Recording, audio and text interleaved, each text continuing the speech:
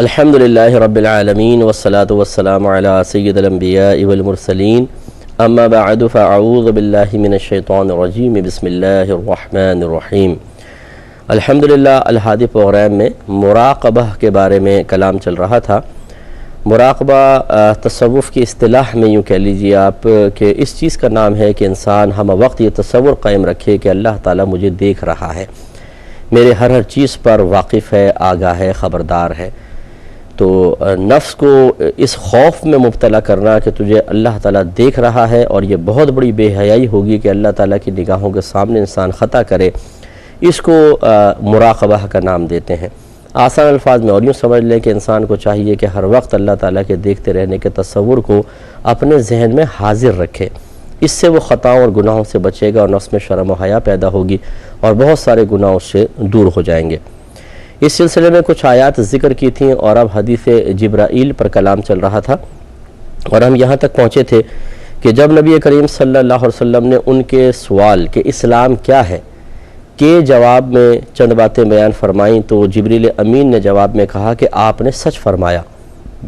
اس پر صحابہ کرام کو تعجب ہوا کہ نبی کریم صلی اللہ علیہ وسلم سے یہ شخص پہلے کویسچن کرتا ہے، یہ اس بات کی علامت ہے کہ اس کو معلوم نہیں، لیکن پھر تصدیق بھی کرتا ہے، یہ اس بات کی دلیل ہے کہ پہلے سے معلوم تھا۔ اب اگر معلوم نہیں تھا تو پھر تو سوال کرنا ٹھیک ہے، پھر تصدیق کیوں؟ اور تصدیق کی اور اس سے ظاہر ہوا کہ پہلے معلوم تھا تو پھر سوال کیوں کیا؟ یہ کچھ تعجب خیز باتیں تھیں، لیکن صحابہ کرام ادباً خاموش رہے۔ تو یہاں دو باتیں آئیں، واضح طور پہ سامنے آئی ہیں۔ پہلی بات تو یہ کہ سوال کرنا ہمیشہ لا علمی کی دلیل نہیں ہوتا۔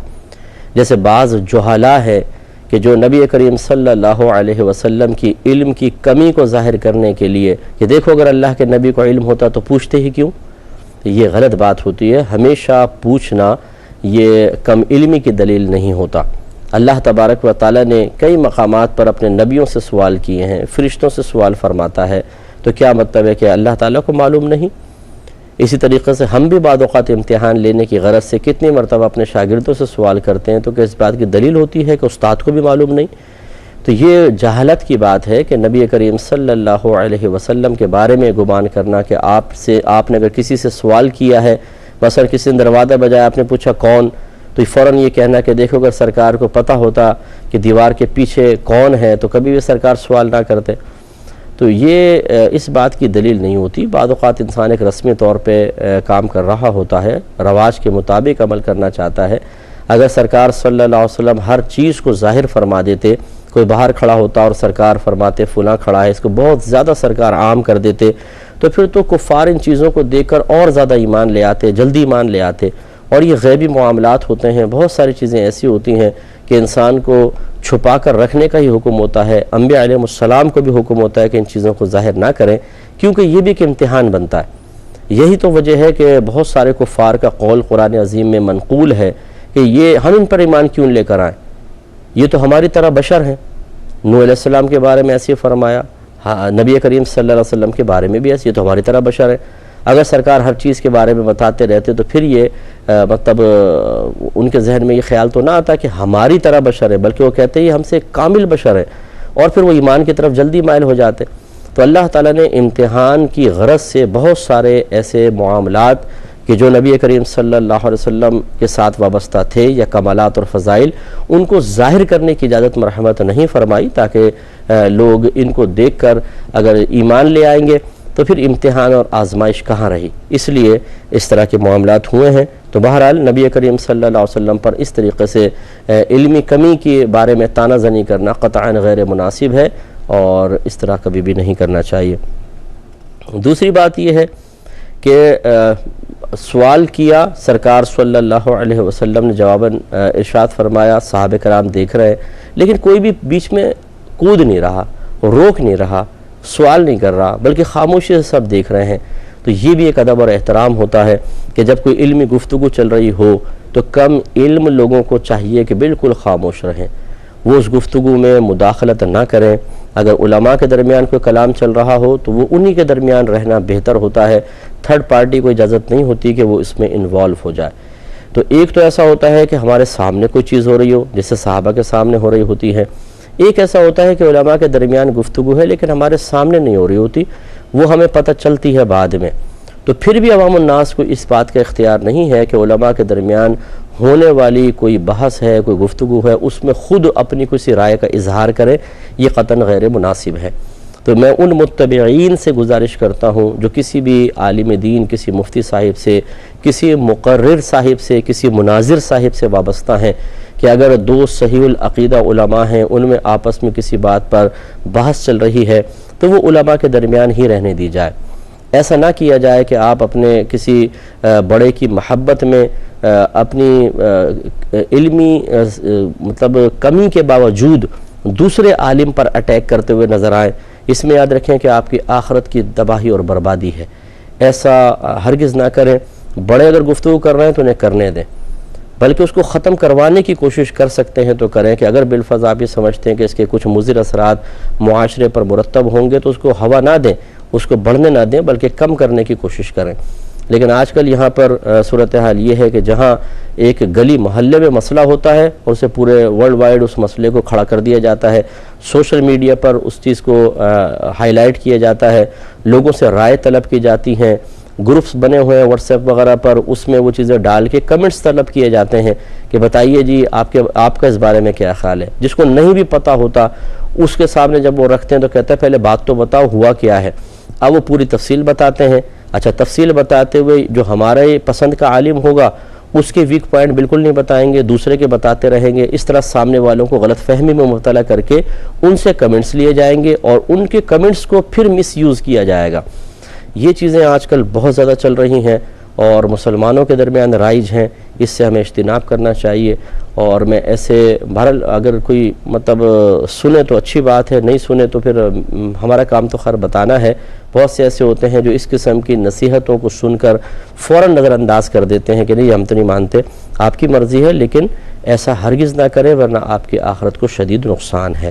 اگر بڑوں کے درمیان کوئی بات چل رہی ہے تو انہی کے درمیان رہنے دیں، بلکہ ہونا یہ چاہیے کہ ایک کمرے میں بیٹھ کر ٹیبل ٹاک ہو، یہ سب سے بہتر ہے۔ اس کو ہائی لائٹ نہ کریں، پبلکلی اس کو ڈسکس نہ کریں، یہ سب سے بہتر ہے۔ تو بڑوں کو ہی کرنے دیں، یہ سب سے اچھی بات ہوتی ہے۔ اس کے بعد پھر انہوں نے کویسچن کیا کہ مجھے ایمان کے بارے میں بتائیے۔ تو نبی کریم صلی اللہ علیہ وسلم نے ارشاد فرمایا کہ اللہ تعالیٰ اس کے فرشتوں، آسمانی کتابوں، رسولوں، آخرت اور اچھی بری تقدیر کو دل سے ماننے کا نام ایمان ہے۔ دل سے ماننا یعنی دل کی کیفیت کا نام ایمان ہے، اسے کہتے ہیں، اس کیفیت کا نام ہے یقین۔ یقین کا مطلب یہ ہوتا ہے کہ دل میں کسی چیز کے بارے میں یس یا نو آیا اور اس کی جانب مخالف بالکل 0% ہو یا 100% ہو تو اس کو یقین کہتے ہیں۔ یہ گلاس شیشے کا ہے، یہ میرے دل میں اگر یہ بات آئی ہے تو میرا دل کیا کہے گا؟ یس، یہ شیشے کا ہے۔ اب یہ کتنے پرسنٹ میرا دل کہہ رہا ہے؟ 100%، کیونکہ یہ شیشے کا ہے۔ اور یہ شیشے کا نہیں ہے، یہ چیز میرے دل میں کتنی ہے؟ 0%۔ تو اسی کا نام یقین ہے کہ مجھے یقین ہے کہ یہ شیشے کا ہے۔ اسی طریقے سے اگر میں آپ سے، جو ہمارے بھائی بہن دیکھ رہے ہیں مسلمان بھائی بہن، اگر میں آپ سے پوچھوں کہ اللہ تعالیٰ کتنے ہیں، آپ کہیں گے ایک۔ میں کہوں گا کہ اچھا اللہ تعالیٰ ایک سے زیادہ ہے، اس بارے میں آپ کا دل کیا کہتا ہے؟ آپ کہیں گے 0%، یہ بالکل ہمارا دل اس کی تصدیق نہیں کرے گا۔ اور اللہ تعالیٰ ایک ہے، یہ کتنے پرسنٹ ہے آپ کے دل میں؟ آپ کہیں گے 100%۔ بس اسی کا نام یقین ہے۔ تو ہم کہیں گے کہ آپ کے دل میں اللہ کے ایک ہونے کا یقین ہے۔ یہ میرے آقا صلی اللہ علیہ وسلم فرما رہے ہیں کہ ایمان یقین کا نام ہے۔ اور کس چیز پر یقین کا؟ کچھ چیزوں کا ذکر یہاں فرمایا، اگرچہ اور بھی بہت ساری چیزیں ہیں لیکن یہاں کچھ چیزوں کا۔ پہلی بات تو یہ کہ اللہ تعالیٰ ہے، اس کا اگر یقین دل میں ہے کہ اللہ تعالیٰ ہے تو سمجھ لیں آپ صاحب ایمان ہیں۔ اس کے ساتھ پھر فرشتوں کا یقین، کتابوں، رسولوں، آخرت اور تقدیر۔ تو یہ بنیادی چیزیں ہیں، اس کو اچھی طریقے سے ذہن میں رکھیں۔ اللہ تعالیٰ کے ہونے کا یقین کا مطلب صرف اللہ تعالیٰ کے وجود کا نہیں، بلکہ جو اللہ تعالیٰ کی ذات اور صفات کے لیے ضروری چیزیں ہیں ان سب کے بارے میں یقین چاہیے۔ اور یہ بڑا المیہ ہے کہ ہمارے مسلمان بھائی بہن ایک مسلمان گھرانے میں پیدا ہو جانے کے بعد سمجھتے ہیں کہ اب ہمیں اور کچھ سیکھنے کی ضرورت نہیں ہے۔ ہم اللہ کو مانتے ہیں، رسولوں کو مانتے ہیں، آسمانی کتابوں بھائی مانتے تو ہیں، لیکن کس طرح ماننا چاہیے، کیا کیا مسائل ہیں، کیا کیا عقائد ہیں، ان کی دلیلیں کیا ہیں، یہ باقاعدہ سیکھنا ہمارے لیے ضروری ہے۔ آپ مثال کے طور پہ ایک مسلمان کو کھڑا کر لیں، عام مسلمان، اور اس سے پوچھیں کہ بتاؤ اللہ تعالیٰ کی ذات اور صفات کے بارے میں کیا کیا ضروری عقائد ہمیں معلوم ہونے چاہیے، تو وہ 2-3 باتوں سے زیادہ نہیں بتا سکتا، اور بیچارہ بس الفاظ بھی ذہن میں نہیں آئیں گے، گھبرا جائے گا۔ اور بعض تو ایسے بھی ملیں گے اگر آپ ان سے پوچھیں کہ اچھا اللہ تعالیٰ کا انٹروڈکشن ہی کرا دیں، تعارف پیش کریں، اللہ تعالیٰ کون ہے، 2-3 لفظوں میں نہیں کر سکتے، اسی کسی صفت کے ساتھ کر دیں گے، بھئی اللہ تعالیٰ خالق ہے، اللہ تعالیٰ مالک ہے، تو خالق تخلیق کرنے والا تو انسان کو بھی کہہ دیتے ہیں بھئی اس تصویر کا خالق فلاں ہے، ٹھیک ہے نا، یہ اس کتاب کا اس چابی کا مالک فلاں ہے، تو یہ کیا یہ اللہ تعالیٰ کی یہ تعریف ہوگی؟ تو اللہ تعالیٰ کا انٹروڈکشن کیا ہے، اللہ تعالیٰ کا تعارف کیسے پیش کروانا چاہیے، یہ مسلمان کو معلوم نہیں ہوتا ہے۔ تو ہمارا احکام شریعت جو پروگرام کیو ٹی وی پر ہی آتا ہے ہر ہفتہ اتوار کو 9 سے 10، اس میں خاص عقائد کا بیان چل رہا ہے، وہ بھی آپ ضرور دیکھا کریں۔ تو یہ عقیدے سیکھنے سے آتے ہیں، بغیر سیکھے نہیں آ سکتے۔ تو اللہ تعالیٰ کی ذات کے بارے میں بہت سارے عقیدے ہیں، اسی طرح اللہ تعالیٰ کی صفات کے بارے میں عقیدے ہیں، وہ سب ہم مانیں، ان پر یقین رکھیں، ان چیزوں پر، تب یاد رکھیں یہ اللہ پر یقین کرنا کہلائے گا۔ صرف یہ نہیں کہ ہاں اللہ ہے، آپ یقین مانیے کہ یہ عقیدہ تو ہندو حضرات کا بھی ہے، اللہ تعالیٰ ہے وہ مانتے ہیں، کرسچنز بھی مانتے ہیں، یہود بھی مانتے ہیں۔ اس کا مطلب یہ ہے کہ پھر یہ سب کیا مسلمان ہوں گے، یہ صاحب ایمان ہوں گے؟ لازم بات ہے کہ نہیں۔ اس کا مطلب یہ ہوا کہ اللہ تعالیٰ کے موجود ہونے کے یقین کے علاوہ بھی کچھ اور چیزیں ہیں جو اللہ تعالیٰ کی ذات و صفات سے متعلق اور وابستہ ہیں، جن کے بارے میں یقین کامل ہوگا تب آپ اللہ پر کامل یقین رکھنے والے ہوں گے، ورنہ نہیں۔ تو اس کی ایک تفصیل ہے جو ہمیں معلوم ہونی چاہیے۔ ایسے ہی فرشتوں کے بارے میں تفصیل، آسمانی کتابوں کے بارے میں، تو آسمانی کتابیں جیسے مشہور 4 ہیں، توریت، زبور، انجیل، قرآن مجید، اس کے علاوہ اور صحائف ہیں جو دیگر انبیاء علیہم السلام پر نازل کیے گئے، لیکن 4 بڑی کتابیں ہیں۔ تو قرآن تو موجود ہے اور قیامت تک موجود رہے گا اور اپنی اصلی شکل پر رہے گا، کیونکہ اس کی حفاظت کا وعدہ خود اللہ تبارک و تعالی نے فرمایا ہے۔ لیکن بقیہ جو 3 کتابیں ہیں، توریت، زبور، انجیل، توریت اور زبور کا تو وجود ہی تقریباً ختم ہو گیا۔ انجیل اگر موجود ہے تو تقریباً 32 اناجیل موجود ہیں، تصرف انسانی ہر ایک کے اندر موجود ہے، اور جس شکل میں اللہ تعالیٰ کی طرف سے وہ کتاب آئی تھی وہ بھی موجود ہی نہیں ہے۔ ویسی بھی یہ ٹرانسلیٹ ہے، یہ مطلب ٹرانسلیشن کے بعد یہ کتابیں ہمارے پاس آئی ہیں۔ جو اصلی کتاب تھی جس زبان میں نازل کی گئی، عبرانی زبان ہے، تو اس کی وہ تو اب ہے ہی نہیں کتاب، اس کا ترجمہ ہے، اور آپ کو پتہ ہے کہ ترجمے میں کتنا فرق آتا ہے، اور پھر جو تراجم ہیں ان کے اندر بھی بہت سارا فرق۔ تو اس کے بارے میں مسلمان کا ایمان یہ ہونا چاہیے کہ جس شکل میں اللہ تعالیٰ نے توریت، زبور، انجیل کو نازل فرمایا، ان آسمانی کتابوں پر ہمیں یقین ہے کہ وہ اللہ کی کتابیں ہیں، لیکن جو موجودہ شکل میں کتابیں ہیں اس کے بارے میں ہم نہیں کہیں گے کہ یہ اللہ تعالیٰ کی نازل کردہ کتاب ہے، کیونکہ وہ تصرفات انسانی سے محفوظ نہیں رہی ہے۔ اس کے بعد رسولوں پر ایمان، ہم تمام رسولوں پر ایمان رکھتے ہیں، یقین رکھتے ہیں کہ وہ اللہ کے رسول ہیں، اللہ کے نبی ہیں، سب پر ہمارا ایمان ہے۔ اور یعنی ہم عیسیٰ علیہ السلام کا بھی انکار نہیں کرتے، موسیٰ علیہ السلام کا انکار نہیں کرتے ہیں، اور آخری نبی کریم صلی اللہ علیہ وسلم ہے۔ باقی جو دیگر بہت سارے لوگ ہیں جو اہل کتاب بھی کہلاتے ہیں، وہ دیگر انبیاء علیہ السلام پہ ایمان رکھتے ہیں، ہمارے نبی کو نبی نہیں مانتے۔ اگر مان لیں تو ایمان صاحب ایمان ہو جائے، تو ان کی آخرت میں گرفت ہے۔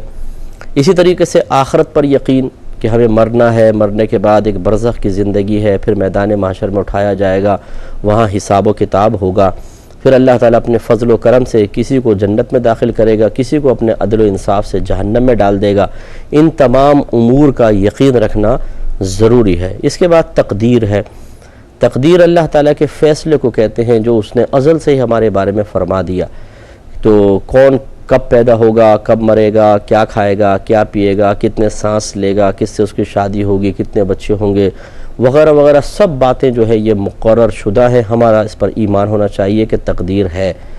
تو بہت سارے معاذ اللہ ثم معاذ اللہ کہتے ہیں جو فلم ڈرامے زیادہ دیکھتے ہیں، اس لیے ہیرو بنتے ہیں، ڈیڑھ ہوشیار قسم کے ہوتے ہیں، دین کی الف بے سیکھی نہیں ہوتی، اور خصوصاً مطلب بار بار اسی لیے معذرت کر لیتا ہوں کہ ناراض نہ ہو کہ باہر کے ملکوں میں بعض رہنے والے ایسے ہوتے ہیں جو سمجھتے ہیں کہ وہاں کا ویزا مل جانا گویا کہ جنت کا ٹکٹ مل گیا ان کو، اور وہ عام لوگوں سے بہت زیادہ بلند و بالا ہو گئے ہیں، بڑے ذہین ہو گئے ہیں، فتین ہو گئے ہیں، اور اب ان کو اجازت ہو گئی ہے کہ وہ دین کے بارے میں بھی آزادانہ کلام کر سکیں، تو لہٰذا وہ اس قسم کی باتیں کہتے ہوئے نظر آتے ہیں۔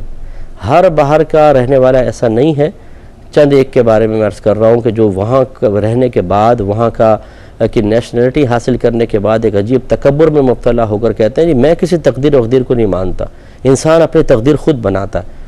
تو یہاں تک آپ کا پہنچنا اس بات کی دلیل ہے، یعنی کہ آپ نے خود اپنے تقدیر بنائی تھی، حالانکہ اگر ذرا سی بھی عقل ہوتی تو اللہ تعالیٰ کی بارگاہ میں شکر ادا کرتے کہ یہ اللہ کا فیصلہ تھا کہ ایک آدمی پاکستان میں رہے اور آپ کو اللہ تعالیٰ نے باہر کے ملک میں بھیج کے وہاں کی نعمتوں اور آسائشوں سے لطف اندوز ہونے کا موقع فراہم کیا، لیکن انسان کمال کی نسبت اپنی طرف کر لیتا ہے۔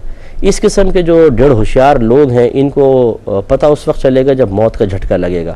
اگر آپ تقدیر کچھ بھی نہیں ہے تو موت کو ٹال کے بتاؤ ذرا، تمام نقصانات سے کیوں نہیں بچ جاتے آپ؟ اپنے اولاد کو قابو میں کر کے بتائیں، ایسے لوگوں کی اولاد بھی قابو میں نہیں ہوتی، بیٹی کسی غیر مسلم سے نکاح کر رہی ہے اور بیٹا کسی مشرکہ سے نکاح کر رہا ہے، قابو میں ہوتی نہیں اولاد۔ اگر تقدیر کچھ بھی نہیں ہے تو قابو میں کر کے بتائیں نا، پوری کائنات کو قابو میں کیوں نہیں کر لیتے؟ اور پھر یہاں تک پہنچنے پر ہی کیوں اکتفا کیا؟ آپ بن جائیں یو ایس کے پرائم منسٹر بن جائیں، صدر بن جاؤ وہاں کے، اور اسی طرح پاکستان کے صدر بن کے دکھاؤ نا، تو پھر بات بنے۔ مطلب کہنے کا مطلب یہ ہے کہ انسان اگر کچھ کوشش کر کے بظاہر اپنی کوشش کے نتیجے سے پا رہا ہے تو حقیقتاً اس کی کوشش کا یہ نتیجہ نہیں ہے، یہ بھی تقدیر کا ہی فیصلہ ہے، اللہ تعالیٰ کا فیصلہ ہے۔ ورنہ اگر آدمی اسی طرح آگے اپنی مرضی سے بڑھ سکتا تو پھر آپ رکے کیوں ہیں، آپ اور آگے کیوں نہیں جاتے؟ تو ان چیزوں کو سمجھنا چاہیے، تو تقدیر کو ماننا پڑے گا۔ نبی کریم صلی اللہ علیہ وسلم نے فرمایا کہ تقدیر کے منکر یعنی انکار کرنے والے میری امت کے مجوس ہیں، یعنی آتش پرست جیسے ہوتے ہیں، اور فرمایا کہ اگر یہ جب تمہارے سامنے آئیں تو ان کو سلام میں پہل نہ کرو، خندہ پیشانی سے نہ ملو، مریض ہو تو عیادت نہ کرو، مر جائیں تو جنازے میں شرکت نہ کرو۔ اللہ تعالیٰ سمجھنے کی توفیق عطا فرمائے، آمین۔ وآخر دعوانا ان الحمدللہ رب العالمین۔ میں بہک سکوں یہ مجال کیا، میرا رہنما کوئی اور ہے۔